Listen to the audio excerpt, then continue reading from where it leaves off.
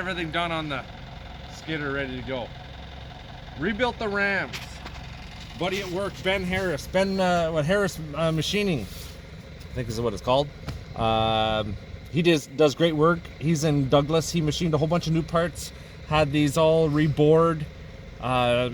New shafts, new seals, the whole 9 yards, everything cleaned out.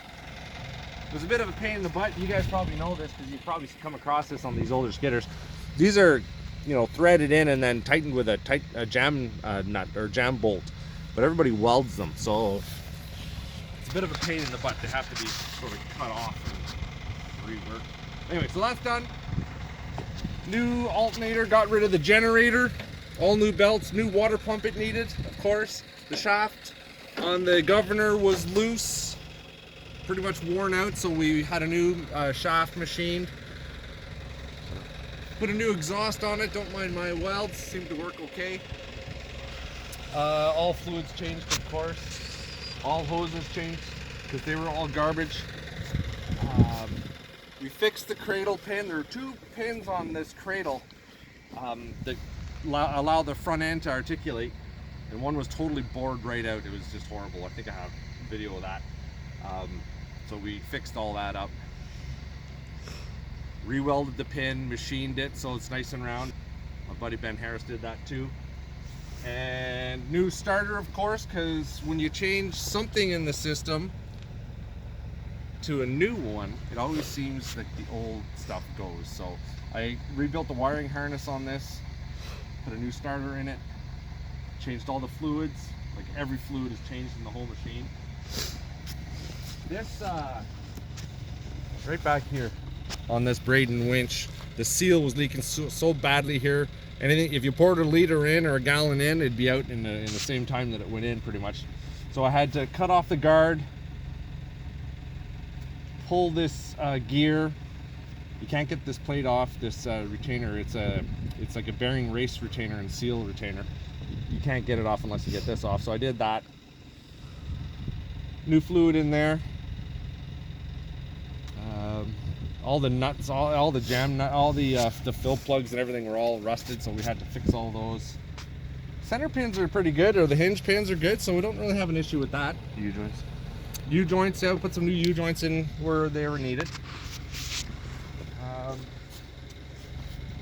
Rebuilt the master cylinders and got new slave cylinders for it, so clutch and brake are all brand new.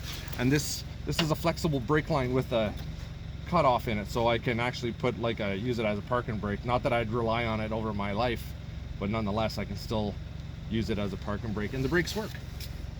We had the inline heater on it going there a few minutes ago with the running off our generator, so let's see if she starts. Oh, she's smoking. Smoke coming out? Mm-hmm. Liquid persuasion.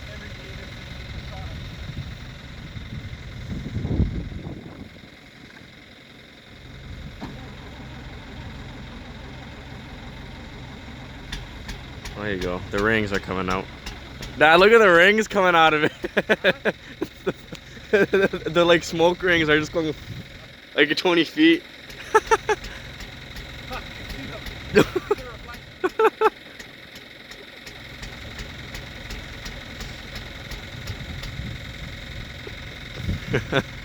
That's funny.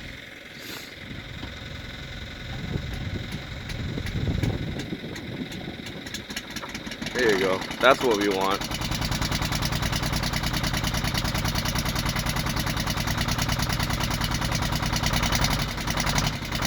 Sounds like a cold Detroit.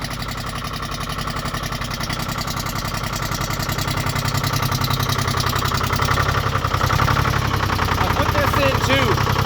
So I got my volt gauge right there. I can plug in my cell phone and I got 12 volt. I can turn it off if I want.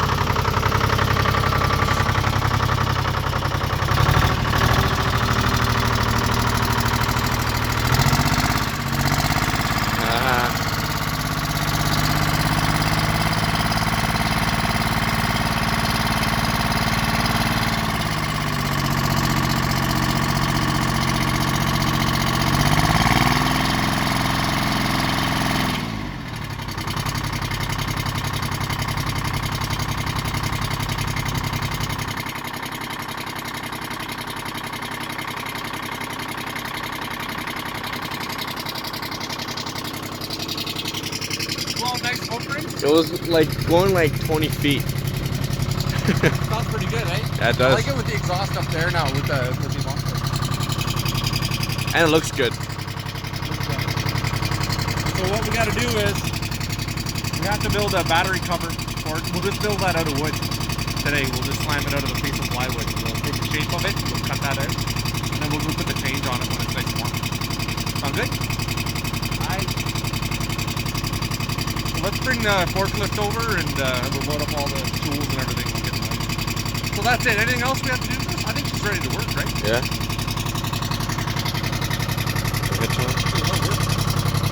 Oh yeah, so this is our pintle hookup for our forwarder trailer. So we can take it right out. We can lower it if we need to. So we can bring our log loader trailer back. We've got about a 1.5 mile, 2 mile run here, so it's a little too far to, hitch every time. Well, this should do the trick. We'll take a video of that as well, eh? Yeah. Well, I think the next video should be pulling some hitches out. I think we should try and hook it up to the thing. Okay, well, we got to get the chains on first. Yeah. These were all C's. These are C's. I just took the bucket of the loader, bumped up against, and then articulated the loader, and that moved everything. So those will start moving under the Load. Under the load of the cable. That one moves. We're good, bud. Sounds good.